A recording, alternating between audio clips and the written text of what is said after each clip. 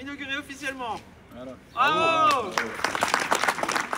Lentilles vertes, orge brassicole, blé ou encore chanvre, ici, chaque graine suit un parcours bien défini.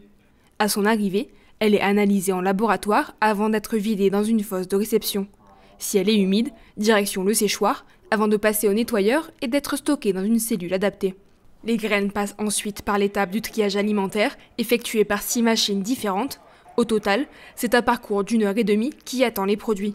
Un choix technique, mais surtout environnemental pour ce groupement d'intérêt économique qui a adopté l'agriculture biologique à cause d'une pollution des captages d'eau trop importante.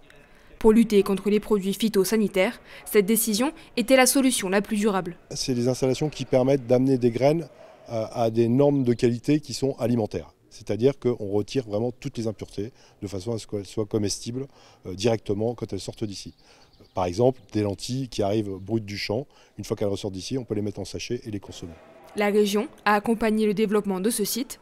Le projet s'inscrit dans une feuille de route très précise pour les élus agricoles du Grand Est, notamment avec le projet Ambition 2030. À travers Ambition 2030, on a la santé des sols, de l'air et de l'eau, qui est la thématique vraiment d'aujourd'hui, et puis la sécurité alimentaire, qui est aussi toute la thématique de la transformation de ce qui est produit sur ces parcelles en agriculture biologique. Donc en fait, ce sont des thématiques qui croisent vraiment notre volonté politique et c'est normal de soutenir ces projets. C'est un passage obligé en agriculture biologique, ça c'est clair.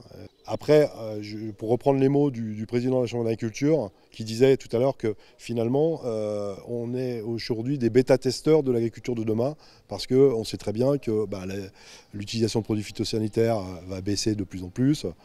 Très clairement, les sondages le montrent, le Français moyen ne veut plus de produits phytosanitaires, donc il va falloir s'adapter et finalement on est un peu précurseur de cette nouvelle agriculture qui s'annonce. Un outil indispensable pour les exploitants agricoles du GIE. En construction depuis 4 ans, ces installations représentent 2 millions d'euros d'investissement et permettent aux exploitations de produire entre 3 et 4 000 tonnes de graines à l'année. Techniquement, le process va être de passer d'une graine qui a une impureté de 2%, d'un terme technique, j'entends, et aller mettre aux normes ces graines-là pour obtenir une pureté de 99,9%, qui est la base de la norme alimentaire pour pouvoir commercialiser auprès d'industries agroalimentaires ou également de grandes distributions ou même en vente directe. Entre performance technique et transition écologique, ce site de triage souhaite incarner l'agriculture de demain, locale, engagée et tournée vers l'avenir.